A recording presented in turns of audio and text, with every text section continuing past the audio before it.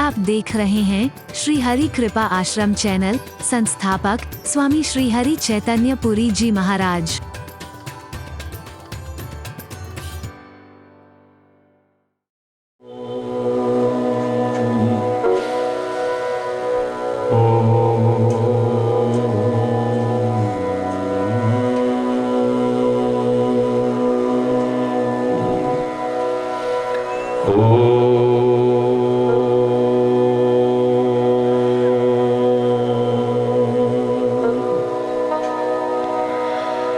सर्वे भवन्तु सुखिनः,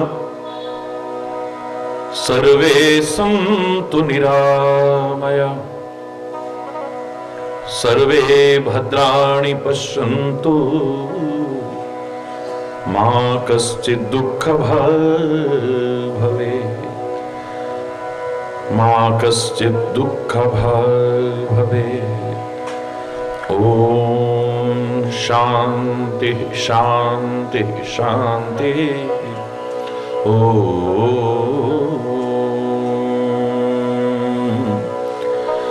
त्वमेव माताश्च पिता त्वमेव, त्वमेव बन्धुश्च सखा त्वमेव, त्वमेव विद्या द्रविणं त्वमेव,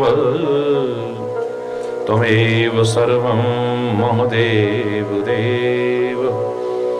ओम शांति शांति शांति। ओम सर्वमंगलमांगल्ये शिवे सर्वार्थ साधिके, शरण्ये त्र्यंबके गौरी नारायणी नमोस्तुते। ओम शांति शांति शांति।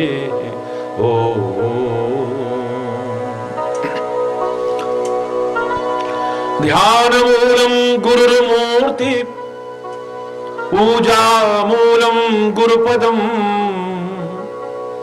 मंत्र मूलम गुरुर्वाक्यम, मोक्षमूलम गुरु कृपा।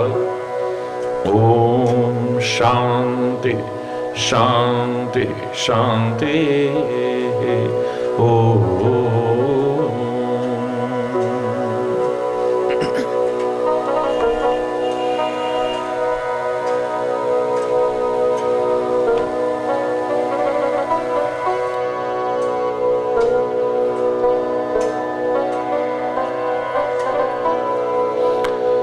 भले हैं बुरे हैं तेरी शरण आए, तुम ही कहो हम कहाँ लौट जाएं। भले हैं बुरे तेरी शरण आए, तुम ही कहो हम कहाँ लौट जाएं। भले हैं बुरे तेरी कृपा का हाथ सर पे हो हरदम, तुम्हारा मधुर नाम मुख पे हो हरदम। तेरी कृपा का हाथ सर पे हो हरदम, तुम्हारा मधुर नाम मुख पे हो हरदम। चरणों में गिरकर विनती सुनाए, तुम ही कहो हम कहाँ लौट जाएं। भले हैं बुरे हैं तेरी शरण आए, तुम ही कहो हम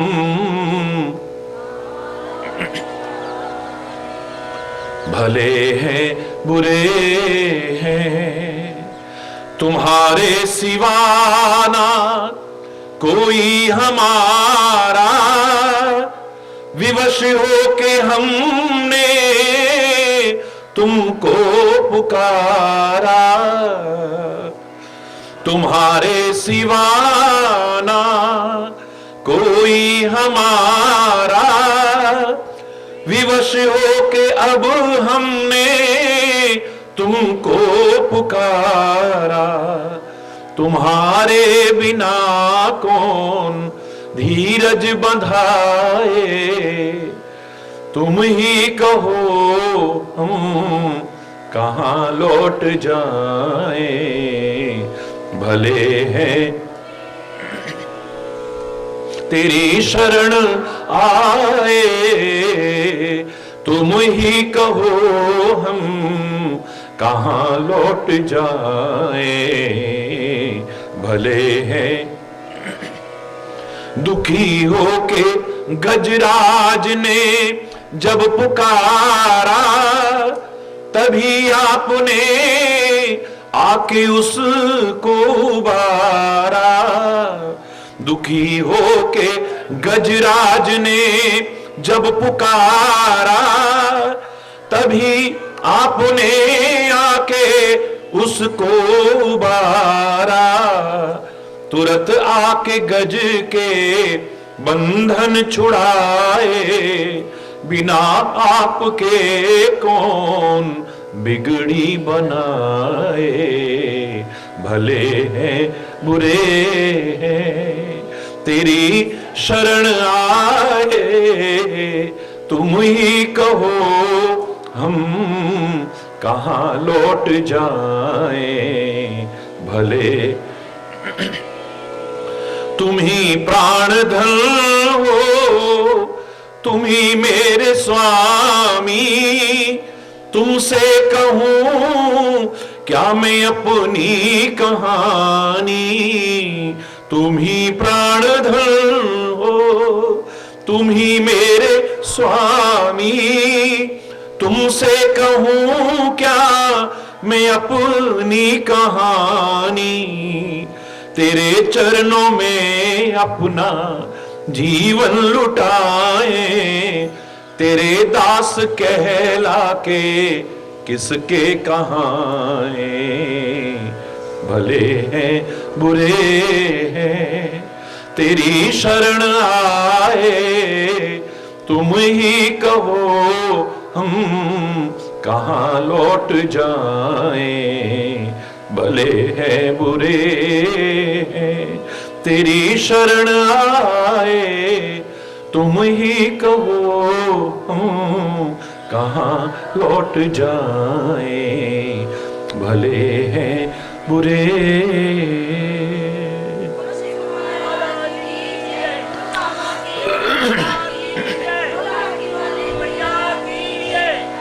हरि बोलो, हरि बोलो।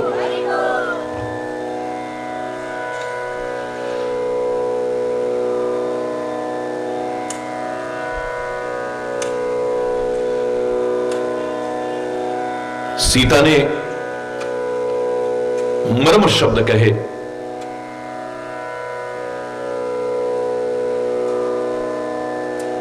प्रभु की प्रेरणा से लक्ष्मण के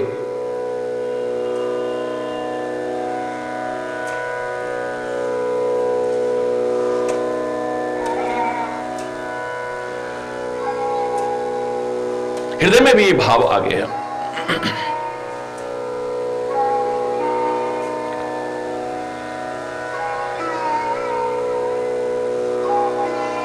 वन और दिशाओं के देवताओं को मां जानकी को सौंप करके वहां चले जहां परमात्मा श्री राम थे।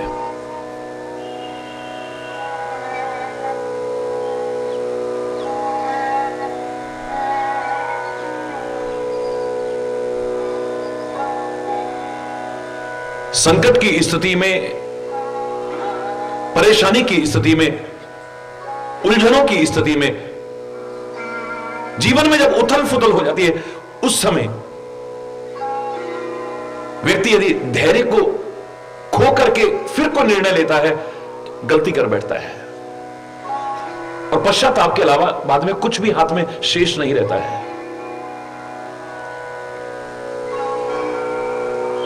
ऐसे समय में ही आपके धैर्य की परीक्षा होती है कि आप कितनी हिम्मत रखते हो। आप हिम्मत हार तो नहीं बैठते हो, आपका मनोबल तो नहीं टूट जाता है, आपका आत्मबल तो नहीं टूट जाता है, आपका आत्मविश्वास खो तो नहीं जाता है कहीं। उन उलझनों से उबरने की बजाय आप और उलझने अपने लिए मोल ले लेते हैं कई बार। धैर्य धारण करें, परमात्मा का स्मरण करें, अपनी बुद्धि और विवेक का इस्तेमाल करें। जो धैर्य खोने के कारण कई बार आप उसके लाभ उठाने से वंचित रह जाते हैं, तब निर्णय लें। जीवन के ऐसी परिस्थितियों में लेने वाले जो अहम निर्णय हैं, वो क्रोध में, आवेश में, धैर्य खोते हुए कभी भी लेने की कोशिश मत करो।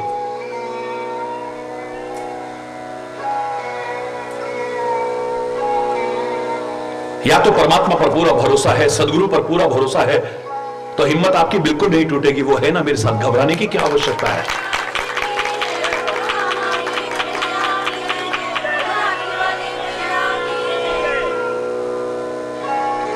मैं तो स्वयं कहता हूं कि व्यक्ति अपने भाग्य का निर्माता स्वयं है, लेकिन आप लोग मूर्खतावश भाग्य भाग्य चिल्लाते रहते हो, ढोंग पाखंड और अंधविश्वासों की चौखटों पर नाक रगड़ते हो। तो या तो फिर भाग्य को ही समझ लो ना, कहो जो किस्मत में होगा हो जाएगा, घबराने का क्या होगा।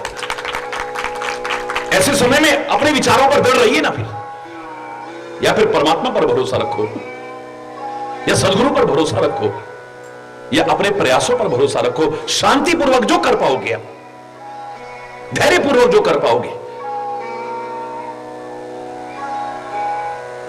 बुद्धि और विवेक का इस्तेमाल ना करके मूर्खतावश कई बार हम ऐसे निर्णय ले लेते हैं जो हमें और भी ज्यादा मुसीबतों में डाल देता है।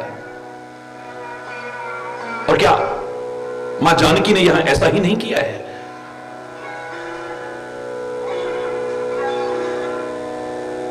रक्षा करने वाला एक सहारा छोड़ के गए हैं परमात्मा श्री राम लक्ष्मण को, उसको भी जीवित दिया वहां से, तुम ही जाओ। वो नहीं जा रहा है, उसके मन में पक्का विश्वास है परमात्मा के प्रति कि जिसकी भ्रकुटी के जरा से इशारे मात्र से प्रलय आ सकती है, वो प्रत्यक्ष में तो क्या सपने में भी कभी संकट में पड़ ही नहीं सकता है।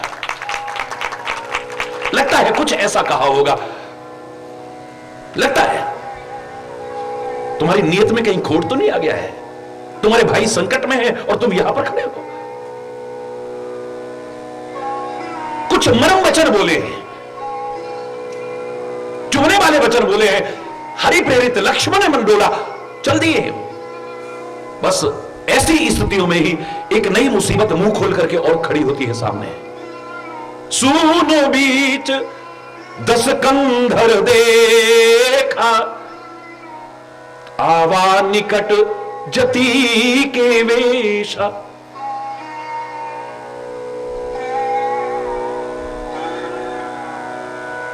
सुनसान में देखा है सीता को, तो सन्यासी के वेश में रावण वहां आ गया है। हरि बोल। गलत नहीं करना चाहिए, बिल्कुल ठीक है, लेकिन जो गलत से नहीं बचते हैं, मैं इतना उनसे अवश्य कहूंगा, कम से कम किसी दुखी का वेश धारण मत करना, किसी पीड़ित का वेश मत धारण करना, या फिर साधु का वेश धारण करके धोखा देने की कोशिश मत करना। और डकैत ने भी जब दीनहीन बन करके रास्ते में पड़े हुए उसका घोड़ा लूटा था ना, भिखारी बन करके पड़े हुए, उसने यही कहा था कि मुझे घोड़ा जाने का दुख नहीं है, लेकिन आइंदा कभी कोई दीन दुखी पर विश्वास नहीं करेगा, विश्वास उठ जाएगा कि धोखेबाज हो सकता है। बहुत अपहरण होते हैं, लेकिन सन्यासी का वेश धारण करके फिर अपहरण, जो हमारी श्रद्धा का केंद्र है, पता नहीं एक नहीं कितने लोगों की आस्था आहत हो जाएगी, कितनों का विश्वास टूट जाएगा। इस बात को भी ध्यान में रखना है। साधु का वेश बना करके फिर समाज को धोखा देना, मैं कहता हूं इससे बड़ा कोई अपराध और दुनिया में नहीं हो सकता है। पर बोलना, दो चार लोग बैठे हुए थे विभिन्न समुदायों के, और उसने इतना ही कहा कि ये खाकी वाले ना बड़े वैसे लोग होते हैं, यानी सीधे पुलिस वालों पर प्रहार था। हरि बोलना, ये बड़े वैसे होते हैं, ये तो बाबा बहुत। दूसरा कहने लगा इनसे ज्यादा खतरनाक होते हैं खाकी वाले, ये जो नेता हैं, क्योंकि इनके इशारे पर ये भी नाचते हैं। हरि बोलना। एक ने कहा खाकी वाले बहुत वैसे होते हैं, दूसरे ने कहा कि खादी वाले बहुत वैसे होते हैं। तीसरा एक और बैठा था, बोले भैया हमें तो सबसे ज्यादा डर लगता है ये भगवे वालों से। अरे बोलना, पता नहीं इनमें कौन कौन छुपे हुए हैं। हम परमात्मा मान करके उनके प्रति श्रद्धा रखते हैं, और जब श्रद्धा आहत होती है तो उससे ज्यादा ठेस और समाज को नहीं पहुंचती। अरे बोल, सबसे ज्यादा अरे बोलना, पवित्र तीर्थ स्थलों पर देखे तो पता नहीं इस वेश में कौन कौन कैसे कैसे लोग छुपे हुए हैं।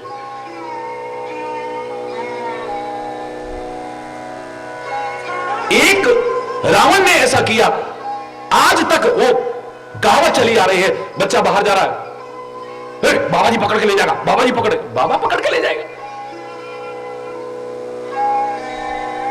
आज तक चला रहा है। एक बाबा जी ने सीता का अपहरण क्या किया, आज तक चला रहे, इतने लाखों वर्ष बीत गए।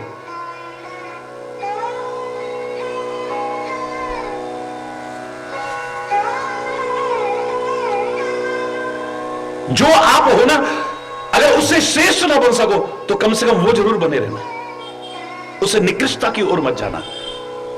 तुम्हें मां कहते हैं ना, तो मां की ममता, वात्सल्य, करुणा, क्षमा, कोमलता, इसका परित्याग मत करना। तुम्हें देख करके अपने आप लगे कि मां है। तुम्हें पिता कहा जाए, परमात्मा का स्वरूप कहा जाए, मां कहा जाए, परमात्मा का स्वरूप कहा जाए, तो अपने स्वरूप को खोना मत कभी। अच्छे संस्कार रखते हुए बच्चों को अच्छे संस्कार देना। आप जिन माता पिता को परमात्मा का स्वरूप कहा है, उन्हीं को हमारे नीति में कहा है, माता शत्रु पिता वैरी येन बालो न पाठिता।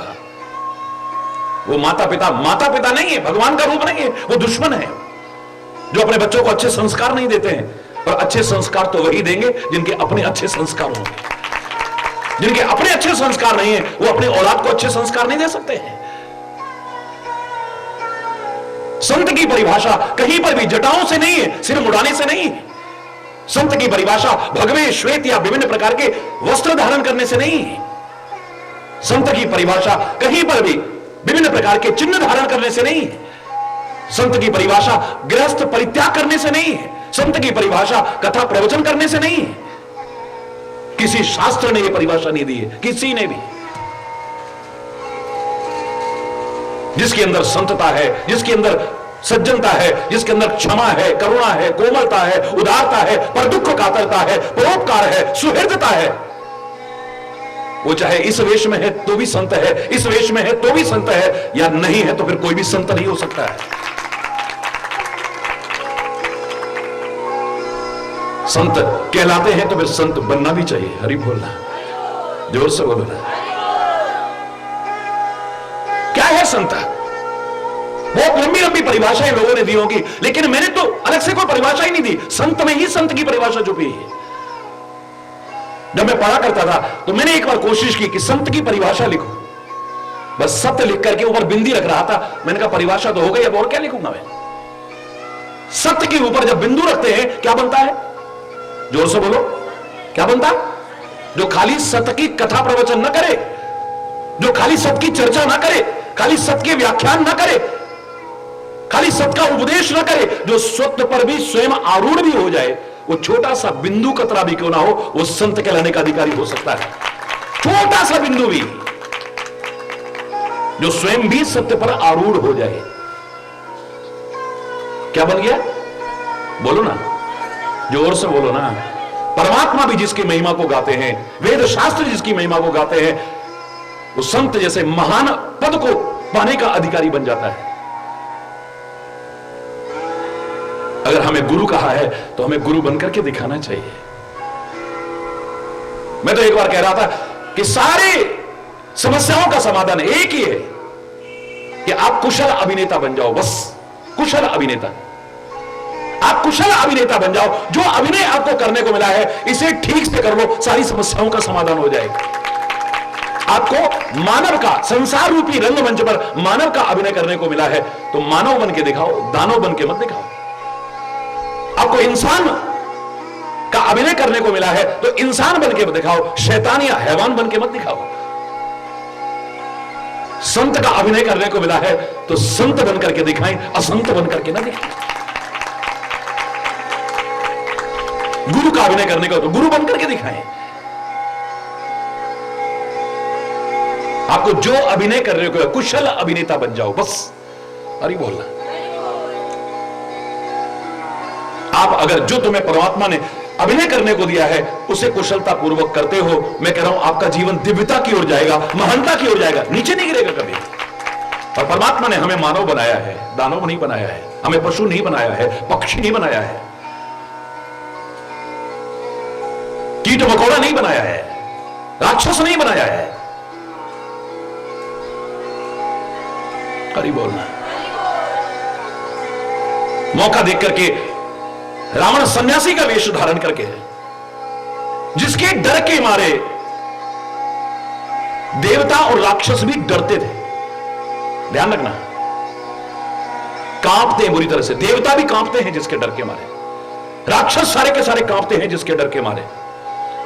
निस ना नींद दिन अन्न न खाई, जाके डर सुर असुर डराई। रात को नींद नहीं आती डर के मारे कि रावण ना आ जाए, कि रावण ना आ जाए। दिन में भोजन नहीं कर पाते हैं डर के मारे। आज वो रावण कुत्ते की तरफ दुबक दुबक करके जा रहा है। अरे बोलना, कैसे जा रहा है?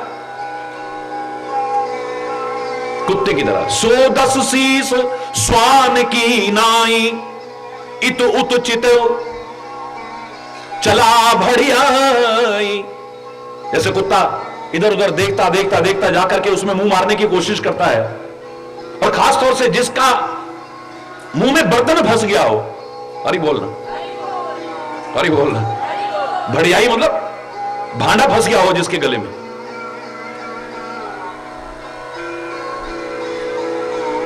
डरते डरते डरते, कोई देख ना ले, कोई देख ना ले, कोई देख ना ले, कोई देख ना ले, कोई देख ना ले। अरे बोलना, जिसके डर के मारे देवता डरते हैं, राक्षस डरते हैं, रात को नींद नहीं आती, दिन में अन्न नहीं खाते हैं। आज वो डर रहा है, क्योंकि जब गलत मार्ग पर चलोगे दिल के किसी ना किसी कोने में, चाहे तुम कितने भी दिलेर हो, डर तुम्हारे अंदर पैदा हो जाएगा। याद रखना, किसी को पता ना लग जाए, कोई देख ना ले। हरि बोलना, जोर से बोलो ना। आजकल के बच्चे पूछते हैं कई बार, महाराज जी गलत क्या है, सही क्या है? छोटे छोटे बच्चे कई बार पूछते हैं, महाराज जी हमें सीधे सीधे शब्दों में बताइए। मैंने कहा, जिसे करने में दिल के किसी कोने में तुम्हारे डर आता हो वही गलत है। आप इंटरनेट पर बैठे हुए हो, कुछ भी देख रहे हो, कुछ भी कर रहे हो, लेकिन अचानक तुम्हारे मम्मी पापा अंदर आ गए, एकदम बदल दिया आपने, इसका मतलब कहीं कुछ गड़बड़ है। हरि बोलना। आप टेलीविजन देख रहे हो, टेलीविजन देखते देखते आपके कोई बड़े लोग आ गए घर के अंदर, आपने एकदम से चैनल बदल दिया, इसका मतलब कहीं ना कहीं, बोलो ना। आप किताब पढ़ रहे हो, किताब पढ़ना कोई बुरी बात नहीं है, लेकिन किसी के आने पर उस किताब को दुबकाने लग जाओ, इसका तात्पर्य ठीक नहीं पढ़ रहे हो तुम। बोलो ना, गलत कह रहा हूं? आप किसी से बातें कर रहे हो, क्या बुराई है? किसी से बात नहीं करते हैं क्या? लेकिन किसी के साथ बात करते हुए अचानक किसी को देख करके आप दुबकने लगे, मुंह छुपाने लगे, इसका मतलब कहीं, बोलो ना। आप सिगरेट पी रहे हो, किसी को देखते ही आपने एकदम से फेंकी, पता लगा सारे में आग लग गई। हरि बोलना, इसका मतलब, बोलो ना। दिल के किसी ना किसी कोने में जहां कहीं ना कहीं डर हो, मैं सीधे सीधे बच्चों के लिए कम से कम उनके स्तर पर इतनी बात कह सकता हूं कि वही गलत है, और जहां तुम्हारे अंदर एक अभयता आती है, निर्भयता आती है, वही सही है। दिलेरी आती है आपके अंदर।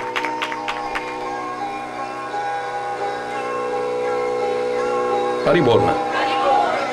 रावण जैसा जिसके डर के मारे सारी दुनिया डरती थी, आज वो डर डर के कोई आना जाए, कोई आना जाए, कोई आना जाए।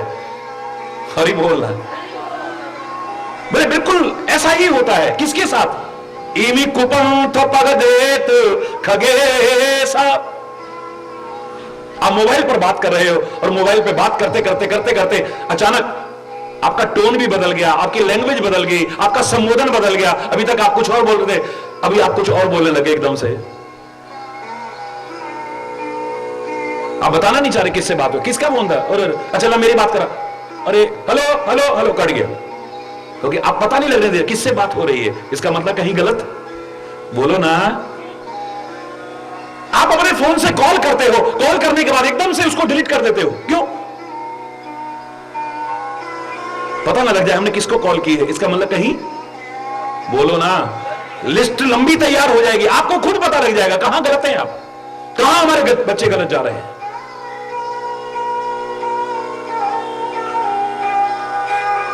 हरि बोलना, जोर से बोलो ना। बोले बिल्कुल ठीक ऐसे ही जब व्यक्ति गलत मार्ग पर पैर रखता है ना, आदमी में न तेज रहता है, न बल रहता है, न बुद्धि रहती है, ज्यादा तो क्या लवलेश मात्र भी नहीं रहती है, सब खत्म हो जाएगी। इमी कुपंत पग देत खगेसा, रह न तेज बल बुद्धि लवलेसा। इतनी सी बाकी नहीं रहती। जवानी की उम्र और चेहरे पर तेज ही नहीं। हरि बोलना। मुझाए हुए बिल्कुल। कहां गया वो तेज, कहां गया वो बल, कहां गया वो पराक्रम, कहां गया वो शौर्य? खो गया है, काहे में खो गया है। वो ताकत कहां गई है? नदियों का प्रवाह मोड़ने की ताकत रखने वाली जवानी किधर जा रही है? हरि बोलना।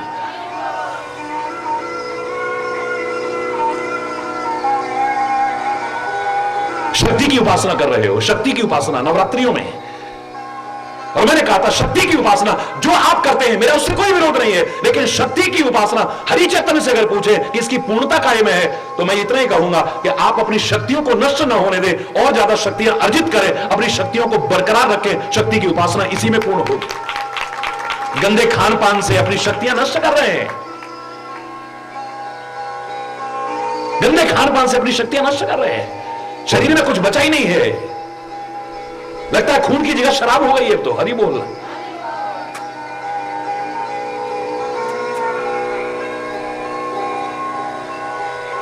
गंदे खान पान से अपनी शक्तियां नष्ट कर रहे हैं, गलत आचरण से अपनी शक्तियां नष्ट कर रहे हैं, चरित्रहीनता के कारण अपनी शक्तियों को, अपने पराक्रम को नष्ट कर रहे हैं, कुपंथ पर चल करके अपनी शक्तियों को नष्ट कर रहे हैं। तो फिर अधूरा है शक्ति की उपासना, चाहे 24 घंटे जय माता दी करते रहना।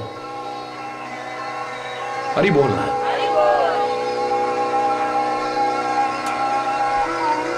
गलत देख देख करके अपनी आंखों की शक्ति नष्ट कर ली। इतने इतने बच्चों को चश्मे लग गए हैं। गलत सुन सुन करके, जोर जोर से सुन सुन करके अपने कानों की शक्ति नष्ट कर ली है। गलत बोल बोल करके अपने जवान की शक्ति, जवान से जो बात निकलती है उसमें ताकत ही नहीं है, कोई प्रभाव ही नहीं है उसका। हरि बोलना। अपनी शक्तियों को नष्ट न होने दें, अपनी शक्तियां जो हैं उनको बरकरार रखें और ज्यादा शक्तियां अंदर अर्जित करने की कोशिश करें। शक्ति की उपासना तभी पूर्ण हो, खान पान हमारा शुद्ध हो, सात्विक हो, संयमित हो, संतुलित हो, दिनचर्या हमारी संयमित हो, संतुलित हो, नियमित हो, आचरण हमारा पवित्र हो। फिर देखो, हरि बोलना, जोर से बोलो ना। इमि कुपंथ पग देत खगेसा, रह न तेज बल बुद्धि लवलेसा। न तेज रहता है, न बल रहता है, न बुद्धि रहती, बुद्धि भी नष्ट हो जाती है। इतने इतने बच्चों को समझ ही नहीं आ रहा, अब क्या करूं, कैसे, मेरे तो कुछ समझ में नहीं आ रहा, समझ में नहीं आ रहा इनको। निर्णय लेने की कोई क्षमता ही नहीं है बाकी। साथ के दोस्तों ने कह दिया कि तुम ऐसा कर लो, हमने वो करना शुरू कर दिया। उन्होंने कहा कि हम फलानी जगह एडमिशन ले रहे, तुम भी ले लो, हमने भी वहां ले लिया। औरों के निर्णय पर आश्रित है हम, अपना बुद्धि और विवेक हमारा कुछ नहीं है। अरे बोलना। अधिकांश लोगों से पूछा जाए, बच्चों से या बड़ों से, what is your aim, what do you want to be, क्या बनना चाहते हो, क्या लक्ष्य है तुम्हारा, पता ही नहीं है।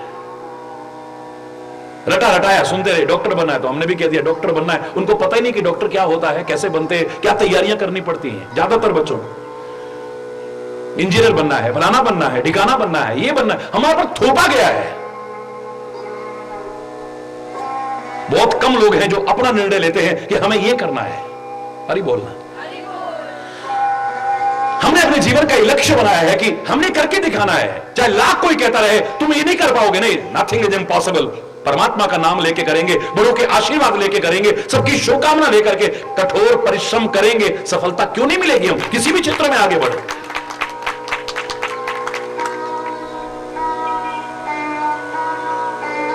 और किसी ने कह दिया अब तुम ये कर लो, किसी ने कह दिया तुम फेसबुक पे चले जाओ, किसी ने कहा तुम उसमें अपना वो बना लो, 1 सेकंड में बन जाएगा। चाहे अच्छा आचरण हो, बुरा आचरण हो, गलत प्रभाव जा रहा है, अच्छा हमें कोई नहीं, किसी ने कह दिया, किसी के कहने पर हम कर रहे हैं, हमारा अपना कोई निर्णय नहीं है।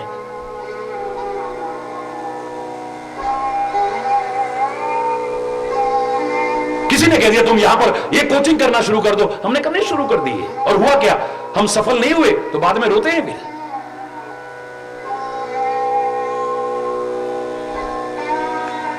महत्वाकांक्षी होना कोई बुरी, एम्बिशियस होना कोई बुरी बात नहीं है, खूब एम्बिशियस, लेकिन ओवर एम्बिशियस हो जाते हैं, अत्यधिक महत्व, योग्यता से ज्यादा। जहां हम महत्वाकांक्षी बनते हैं हमें एक दिन रोना पड़ता है।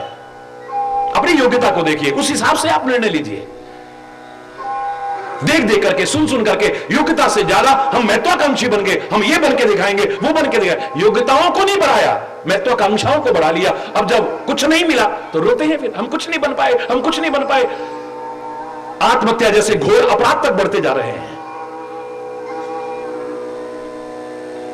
अपनी जिंदगियों को तबाह कर रहे, बर्बाद कर रहे हमारे प्यारे प्यारे बच्चे। हरी बोलना। इनकी देखिए प्रवृत्तियां कहां जा रही हैं।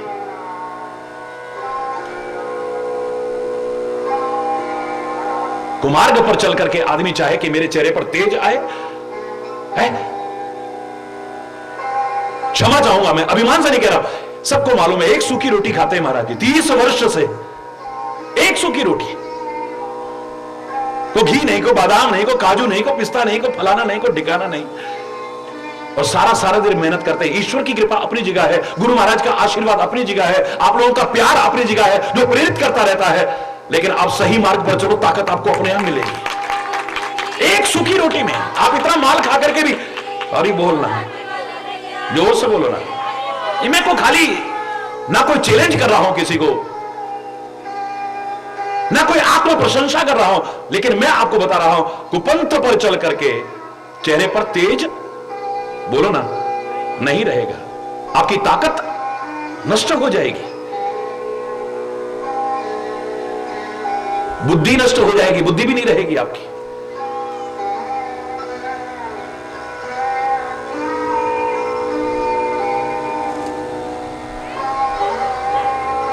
नाना विधि करी कथा सुहाई, राजनीति भय प्रीति दिखाई। सन्यासी का वेश बना करके बहुत तरह की कथाएं सुनाने लगा वो तो। हरि बोल। कभी राजनीति की चर्चा कर रहा है, हरि बोलना, कभी भय पैदा कर रहा है, कभी प्रेम का प्रदर्शन कर रहा है। सीता कहने लगी, कह सीता सुन जति गोसाई, बोले वचन दुष्ट की नहीं। ये सन्यासी के वचन तो नहीं हो सकते हैं। हरि बोल। जिसने सन्यास ले लिया सब कुछ, अब वो काय की बातें कर रहा है, राजनीति की बातें कर रहा है। हरि बोल। आजकल तो बाबा को इसका भी शौक हो गया। हरि बोलना, जोर से बोलो ना। इतना विरोधाभास जब देखते हैं ना तो बड़ा दुख होता है। कई बार जब मजाक उड़ता है, बच्चे किसके रो रहे, बोले ब्रह्मचारी जी के। अरे बोल। ये जोर जोर से कौन चिल्ला रहा है? बोले मौनी बाबा। सब ऐसे हो मैं नहीं कह रहा, क्षमा चाहूंगा मैं, लेकिन ऐसा मजाक उड़ते देखा है। ये आलीशान महल किसके खड़े? बोले महात्यागी जी के। अरे बोलना, जोर से बोलो ना। ये फैक्ट्रियां गाय की किसकी चल रही हैं? इतना व्यवसाय किसका फैला हुआ है? बोले सन्यासी का, जिसने सब छोड़ दिया। हरि बोलना। ये बढ़िया रेशमी वस्त्र किसने पहन रखे हैं? इत्र की खुशबू किससे आ रही है? ये सोने की चेनें और ये दुनिया भर का इतना ज्यादा लदा बड़ा कौन है? ये नागा बाबा। हरि बोलना, जोर से बोलो ना, और जोर से बोलो ना। ये दुख होता है, हंसने को नहीं, रोने को मन करता है।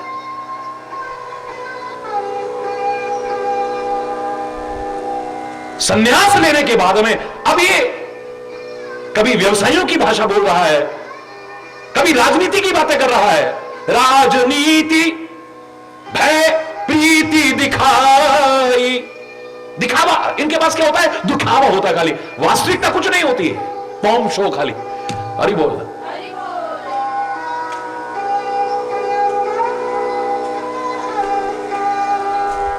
लंगोटी छाप बाबा जी के चरणों में चक्रवर्ती सम्राट झुकते थे,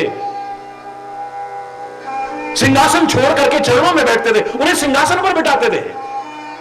इतना ऊंचा पद रखने वाले, जिनको परमात्मा तक सम्मान देते हैं, महिमा गाते हैं, जिनकी वेद पुराण महिमा गाते हैं, जिनकी, वो आज तुच्छ पदों की तरफ भागने की कोशिश करते हैं। हरि बोल। कोई एमपी बनना चाहता, कोई एमएलए बनना चाहता, कोई मंत्री बनना चाहता है। मुझे तो लगता है अपने सम्मान और पद और गरिमा को स्वयं कम करने की कोशिश कर रहे हैं, इतना ऊंचा पद पाने के बाद है? इतना ऊंचा पद पाने के बाद, हरि बोलना, इससे ऊंचा कोई पद हो सकता है क्या? अगर इसकी गरिमा को बनाए रखो तो बड़ा से बड़ा भी आपके चरणों में आके झुकने को तैयार हो जाएगा। हरि बोलना।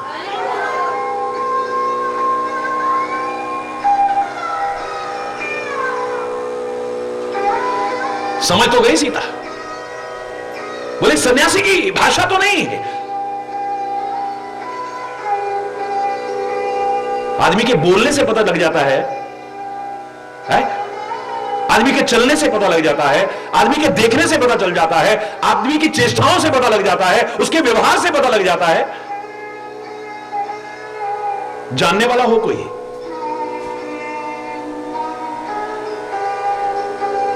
बोले वचन दुष्ट की नहीं, तू सन्यासी की भाषा नहीं बोल रहा है, तू दुष्ट की भाषा बोल रहा है।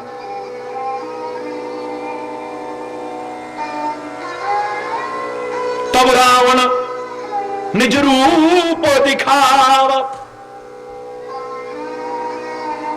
हाँ तूने ठीक कहा है, ये देख मैं कौन हूं। हरि बोलना, जोर से बोल रहा। भाई सबे जब नाम सुनावा। डर गई जानकी जब उसने अपना नाम है रावण में है, लेकिन फिर भी अपने परमात्मा पर भरोसा है। गलतियां हुई हैं, कैसी धर धीरज गाढ़ा, आए गए प्रभु रहु खल ठाड़। रुक तू, अभी आते हैं मेरे श्री राम, मेरे परमात्मा अभी आते हैं। लगता है तू काल के वशीभूत हो रहा है, तेरी मृत्यु करीब आ गई है।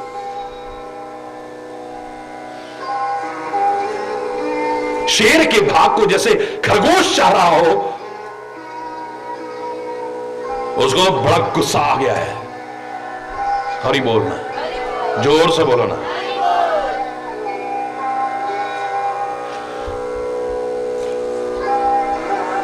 मन मोह बंदी चरण सुखमान। मनी मन में तो सीता के चरणों में वंदना की है, श्रद्धा से नहीं, श्रद्धा से वंदना नहीं की। कई लोग इसका बड़ा गलत अर्थ करते हैं कि रावण तो बड़ा श्रद्धालु था, अपने उद्धार के लिए ऐसा करा। कोई श्रद्धा नहीं उसमें, कोई भक्ति भावना नहीं उसमें।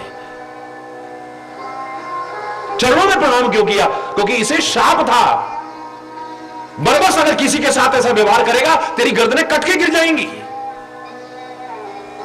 अब जबरदस्ती पकड़ना तो है ना। चरणों में प्रणाम कर रहा है, जिससे मेरे साथ ऐसा कोई डर के मारे कर रहा है, श्रद्धा के कारण नहीं कर रहा है। हरि बोलना, जोर से बोलो ना।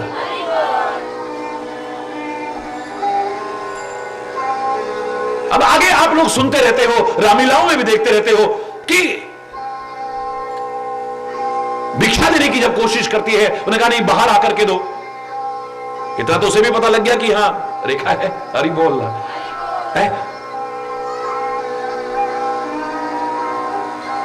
कि तुम अंदर आकर के भिक्षा दो। उन्होंने कहा नहीं हम तभी लेंगे जब तुम बाहर आकर के भिक्षा दोगे। अतिथि देवो भव की संस्कृति का भाव रखने वाले पहले अतिथि का सम्मान करते थे, भगवान का रूप मानते थे।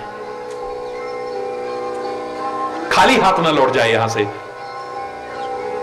साधु के वेश में है, सन्यासी के वेश में है, आकर के देने की कोशिश करते हैं और वो अपना रूप दिखा करके ऐसा करता है। तो मैंने आपको कहा ये संकट क्यों आया है।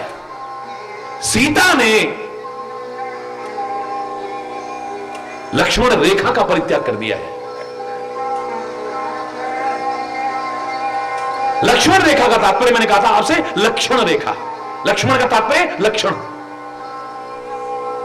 लक्ष्मण का तात्पर्य, लक्ष्मण का नामकरण गुरु वशिष्ठ ने जब किया था तो बताया था लक्ष्मण नाम क्यों रख रहा हूं मैं। लक्षण धाम राम प्रिय सकल जगत आधार, गुरु वशिष्ठ ते ही राखा लक्ष्मण नाम उदार। ये लक्षण का धाम है। हर एक के अपने लक्षण होते हैं, एक संत के लक्षण होते हैं, विशेषताएं होती हैं, प्रेम के लक्षण होते हैं, विशेषताएं होती है, इंसान के लक्षण होते हैं, विशेषताएं होती हैं, राक्षसों के लक्षण होते हैं जिनसे पता चलते हैं। आदमी जब अपने लक्षणों का परित्याग कर देगा, या उसे कह सकते हो आप सीमा रेखा है, अपनी लिमिट्स को क्रॉस कर देगा, या उसे मर्यादा रेखा कह सकते हैं। जब आदमी अपनी मर्यादा को लांघता है तो मुसीबत सामने खड़ी होती है, या कोई भी क्यों ना हो। यहां मां जानकी नहीं है, मां जानकी का प्रतिबिंब है। मां जानकी तो साक्षात जगत माता है, उनके बारे में तो ऐसा सोच भी नहीं सकते हैं आप। एक सांसारिक जीव की स्थिति बताइए कि जब व्यक्ति अपनी सीमा को लांघ जाता है, अपनी मर्यादा को लांघ जाता है, अपने लक्षणों को परित्याग कर देता है, मुसीबतों में फंस जाता है। जब इसके अंदर लालच आने लगता है, सारा कुछ छोड़ने के बाद भी लालच क्या है, सुंदर हिरण की खाल मिल जाए, सोने की खाल है, हरि बोलना, हीरे जवाहरात जड़े हुए हैं उसमें, ये लालच जब आ जाता है। भगवान ने कहा कि मेरे से मांग रहे हो तो नकली सोने की खाल क्या मैं सोने की लंका में भी पहुंचा दूं, लेकिन मेरे से दूर होकर के जीव तू सुखी नहीं रह पाएगा कभी। हरि बोल। क्रोधवंत तब रावण लीन सरत बैठाए, चला गगन पथ आतुर भैरत हाक न जाए। रावण से आज रथ नहीं हाका जा रहा है, काहे के कारण, डर के कारण। कोई आना जाए, कोई आना जाए, कोई आना जाए, हरि बोलना, जोर से बोलना। गुस्से में रथ में बैठा लिया है, बड़े तेजी से भाग रहा है, तेजी से भाग रहा है।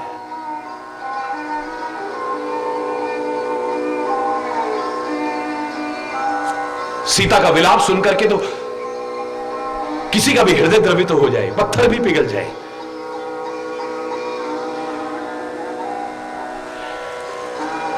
मैं नहीं बोल पाऊंगा। हां इतना जरूर कहा, हे परमात्मा अब आप ही रक्षा कर सकते हो। हे लक्ष्मण तुम्हारा भी दोष नहीं है, मैंने जो किया उसका फल मुझे मिल गया है। हा लक्ष्मण तुम्हारा नहीं दोषा, सो फल पायो कीने उरोसा।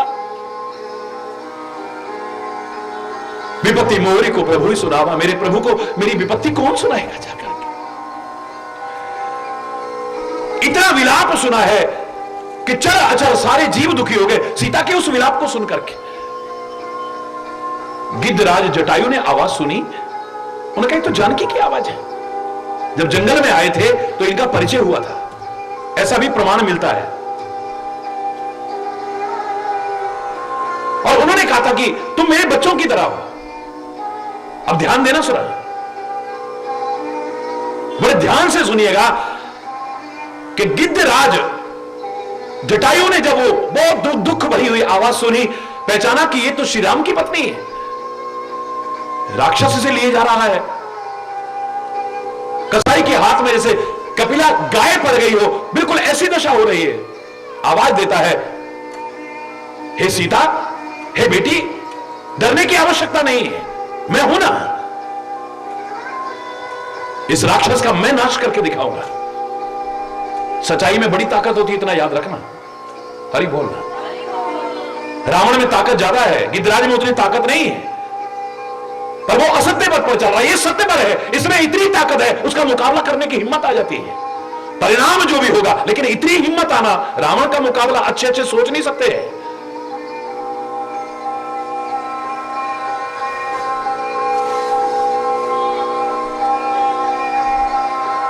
मैं कई बार जब देखता हूं तो एक थोड़ा सा अंतर सा नजर आता है, जिसे मैं कहीं बिना रह नहीं पाता हूं। जब ये प्रसंग सामने आएगा तो मेरा हृदय रुकेगा नहीं। मैंने एक तरफ रामायण को देखा है, एक तरफ महाभारत को देखा है।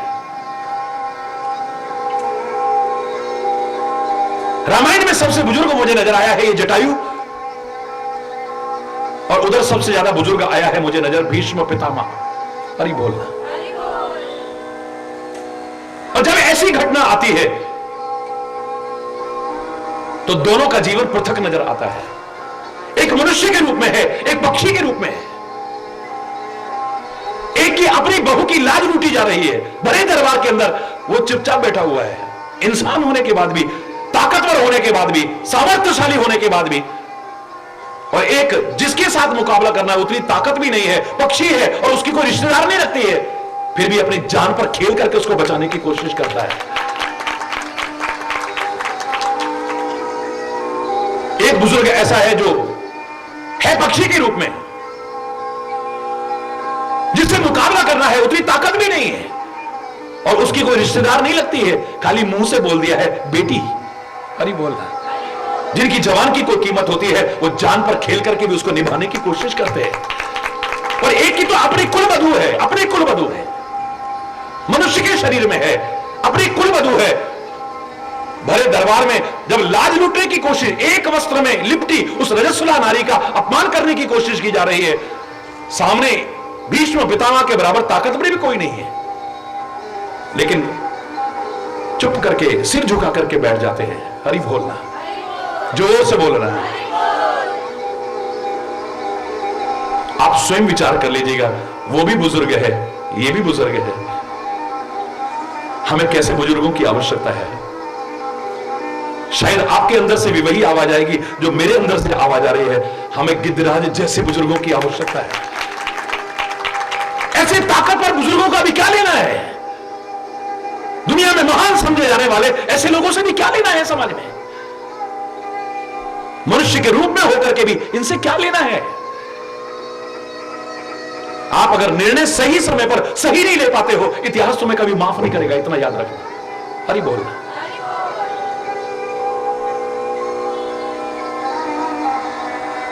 धावा क्रोधवंत खग कैसे, वो पक्षी गुस्से में कैसे भागा, छूट ही पवि पर्वत कहूं जैसे, रे रे दुष्ट ठाड़ किन होई, निर्भय चल सुन जान समोई। अरे दुष्ट, तू भाग क्या रहा है, मुझे नहीं जानता मैं कौन हूं है? थोड़ी देर के लिए तो रावण ने भी सोचा होगा। अरे बोल, जोर से बोल रहा है। लेकिन उसकी जो दौड़ हो रही थी ऐसे जैसे यमराज आ रहा हो सामने से। आवत देख कृतांत समाना, फिर दस कंदर कर अनुमान। रावण ने फिर अनुमान किया, ये मैनाक तो नहीं है, या गरुड़ तो नहीं है ये, पर अपने स्वामी सहित वो तो मेरी ताकत को जानता है, उसकी हिम्मत नहीं हो सकती मेरे सामने आने की। ओ बुड्ढा जटायु है, जाना जरठ जटायु मम कर तीर्थ छाड़े दे। ये मेरे हाथों के तीर्थ में अपने प्राण त्यागने आ। ओ बुड्ढा जटायु है, हरि बोलना, जोर से बोलना।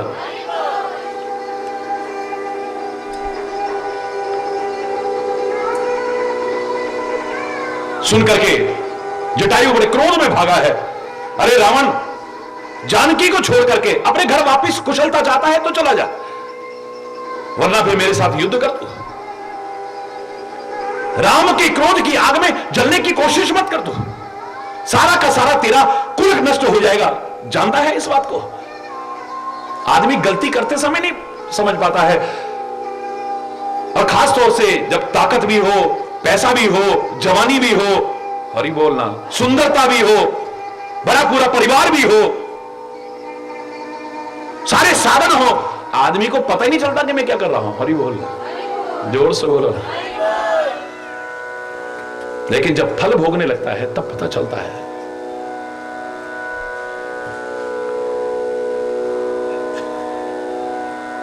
तब उसे सारे अपने कर्मों की याद आती है। पड़े पड़े पड़े पड़े पड़े पड़े पड़े पड़े जब उसकी दुर्दशा होती है। परमात्मा किसी के साथ ऐसा ना करे। हमारे पैर में कांटा चुभेगा, सोचिए कैसा लगेगा? पीड़ा होगी नहीं होगी? है होगी ना। जिसका सारा बदन ही तीरों से छलनी हो, तीरों की शैया पर, शर शैया पर लेटा हुआ हो और इच्छा मृत्यु का वरदान होते हुए भी मर भी नहीं पा रहा है, कैसा लग रहा होगा? कल्पना की कभी? परमात्मा किसी के साथ ऐसा ना करे। एक कांटा चुभता है पैर में, क्या दशा होती है? कोई माने या माने ना माने, जाके कांटो लगे सोई जाने। बोलो ना, जाके कांटो लगे, जाके पाँव ना फटी बिवाई, सो का जाने पीर पराई। वो क्या समझेगा पीड़ा क्या होती है? अपने पैर में जब कांटा चुभता है तब पता चलता है कि इसमें कितनी पीड़ा। एक कांटा चुभने पर कितना दर्द होता है, और जिसका सारा बदन तीरों से छलनी हो, सोचो उसकी क्या दशा हो रही होगी, कितनी पीड़ा, कितनी वेदना, कितनी व्यथा होगी उसका। इच्छा मृत्यु का वरदान है, लेकिन उत्तरायण की प्रतीक्षा में प्राण भी नहीं त्याग रहे हैं। हरि बोलना, क्या हालत होगी उसकी? कहते हैं कि मृत्यु शैया पर पड़े, शर शैया पर पड़े भीष्म पितामह के सामने भगवान कृष्ण आते हैं, पितामह को प्रणाम करते हैं और पितामह भगवान को प्रणाम करते हैं।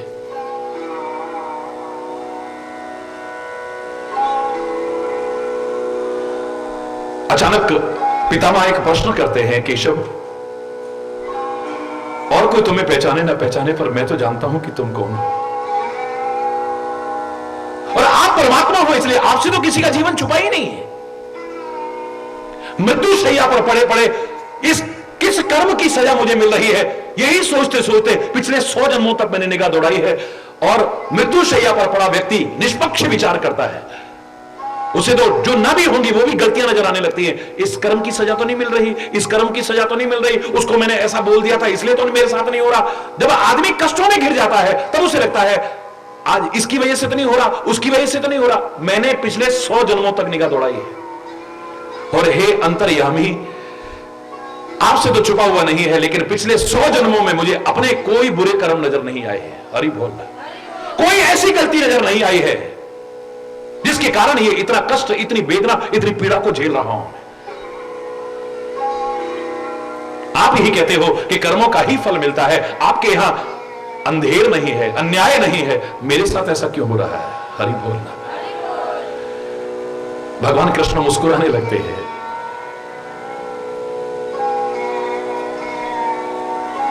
मुस्कुराओ मत केशव, मुस्कुरा करके अपनी माया में भ्रमित करने की कोशिश मत करो मुझे।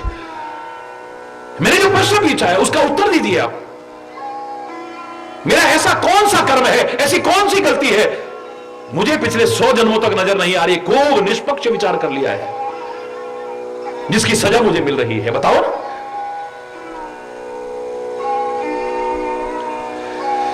पितामह अगर बार बार पूछते हो तो मैं इतना जरूर कहूंगा कि पिछले 100 जन्मों को छोड़ो, गलती तो आपसे इसी जन्म में हुई है। हरि बोल।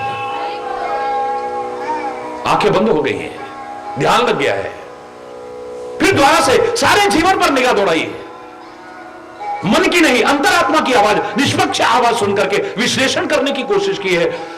आंखें खोल करके कहा, केशव मैं नहीं मानता, पूरे जीवन में मुझसे कोई भी ऐसी गलती नहीं हुई जिसकी सजा इतनी मुझे भोगनी पड़ रही है, इतना कष्ट।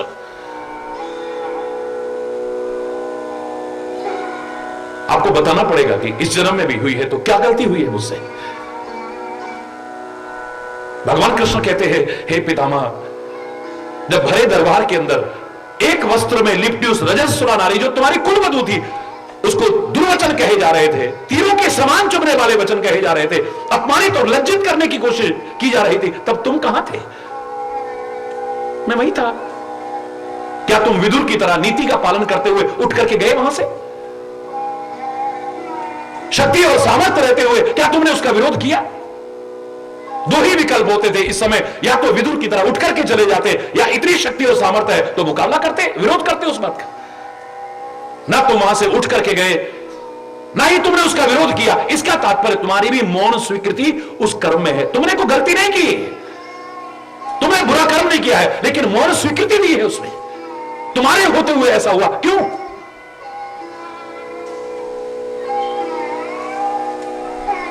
जो फल उन करने वालों को मिलेगा, उतने ही फल के भागीदार तुम भी बनोगे। जो तीरों के समान चुभने वाले वचन बोले जा रहे थे और तुमने ना तो विरोध किया ना उठ करके गए, वही तीर आज तुम्हें चुभ रहे हैं और उनके तो शरीर को छलनी कर गए हैं तीर आज। उस समय नहीं पता चलता है, लेकिन जब सजा मिलती है तब पता चलता है। चाहे जानबूझ के करें चाहे अनजाने में करें, अब के हो या पहले के हो, अच्छे हो या बुरे, हमें अपने कर्मों का फल एक दिन अवश्य, बोलो ना, भोगना पड़ता है, नहीं बच सकते हम। इसलिए विचार करके कर्म करिए। बिना विचारे जो करे सो पाछे पछताए, काम बिगाड़े आपनो जग में होत हंसा। आज नहीं किसी दिन उपहास का पात्र बनता है, मजाक का पात्र बनता है। दुनिया हंसती है उस पर, अपना काम भी बिगाड़ता है और उपहास का पात्र भी बनता है। हरि बोल।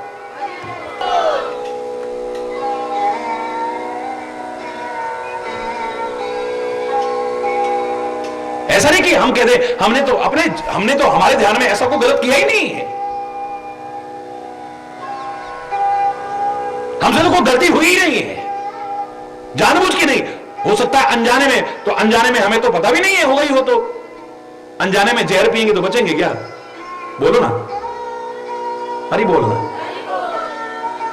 जानबूझ करके जहर पिएंगे तभी मरेंगे या अनजाने में पी जाएंगे? बोलो, तभी मरेंगे। जानबूझ के आग में हाथ डालेंगे क्या तभी जलेंगे? क्या अनजाने में हाथ डल जाए तो नहीं जलते क्या? जानबूझ के गुलाब के बगीचे के आगे से निकले तभी खुशबू आएगी, क्या अनजाने में निकलने पर नहीं आती है?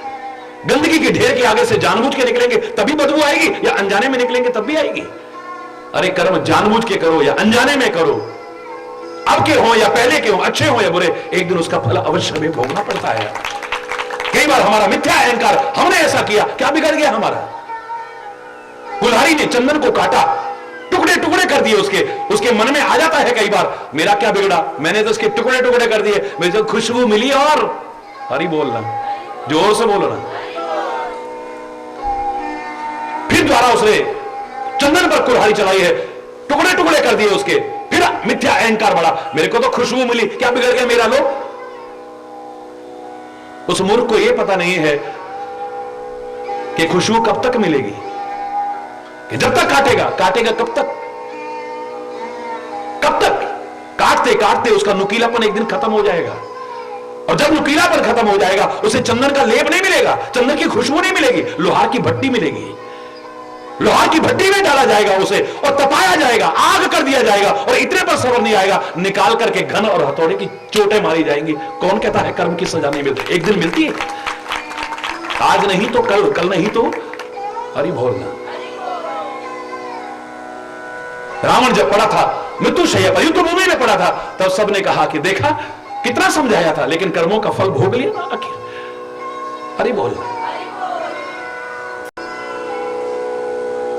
बीज बोते समय नहीं पता चलता है, लेकिन जब फसल काटते हैं तब पता चलता है। हरि बोलना है। बबूल का बोएंगे तो बबूल ही मिलेगा, फिर आम बोएंगे तो फिर आम ही मिलेंगे। बोए पेड़ बबूल का तो आम कहां सो खाए? फिर वर्ष में 2 बार तो कम से कम हम प्रमुख रूप से नवरात्रि मनाते हैं। अनेक नवरात्रि का विधान है हमारे शास्त्रों में, हमारे पुराणों में, लेकिन 2 प्रमुख है ये। 2 बार जो बोते हो, तो जो बोने का तात्पर्य क्या है? कृषि प्रधान देश है, हरा भरा दर्शन हमारी आंखों को, हमारे मन को प्रफुल्लता देता है, अच्छा विधान है। लेकिन एक भाव ये भी तो नजर आता है जो बोने का, कि जो बोगे वही काटोगे, एक दिन याद रखना है इस बात का। हरि बोल। कई बार वर्ष में आप लोग हरेला मनाते हो नहीं मनाते? जो बोए जाते हैं, क्यों बोए जाते हैं? कि जो बोएंगे ये एहसास करा जाए वही काटोगे आप।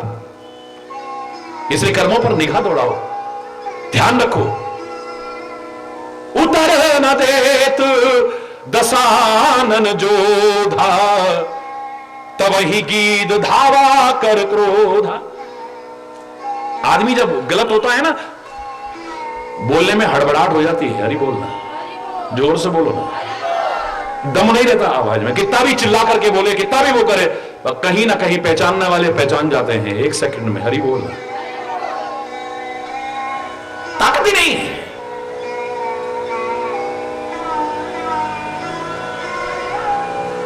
और जहां हृदय में सच्चाई का वास है, याद रखना, चाहे कष्ट तुम पर फिर भी आए,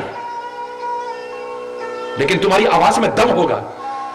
कोड़े पड़ते थे, काले पानी की सजा होती थी, फांसी की सजा हो जाती थी, फिर भी आवाज निकलती थी, बंदे। अरे बोलो ना जरा, भारत माता की। आवाज सुनने लायक होती थी उनकी, दम था आवाज में। हरी बोलना, जोर से बोलो ना।